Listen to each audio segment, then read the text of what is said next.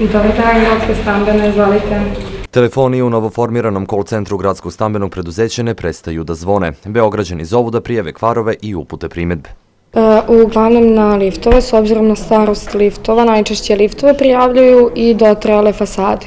Građani koji zovu uglavnom su ljubazni i strpljivi, a naravno neizostavna je i poneka anegdota. Zvala je gospođa koja nema električnu energiju u zgradi da prijavi da lift ne radi.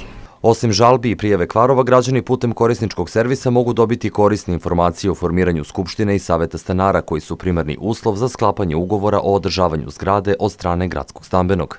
U Gradskom stambenom povećali smo broj operatera koji su na usluzi našim korisnicima, a sve iz razloga da što brže i što hitnije odgovorimo na potrebe naših korisnika. Ekipe Gradskog stambenog trude se da na vreme stignu na lokaciju sa koje je poziv upućen.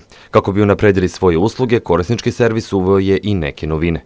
Uveli smo i SMS broj 069-2000-11 na koji osobe sa oštećenim govorom i sluhom mogu da nam prijave sve eventualne zamerke ili probleme sa kojima se susreću u svojoj zgradi. U zavisnosti od vrste kvara, naše ekipe izlaze najkasnije u roku do 60 minuta, a ako su osobe zaglavljene u liftu, mi gledamo da izađemo u roku od 30 minuta.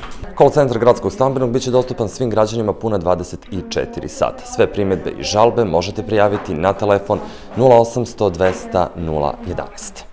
Darko Nikolić, Moja televizija.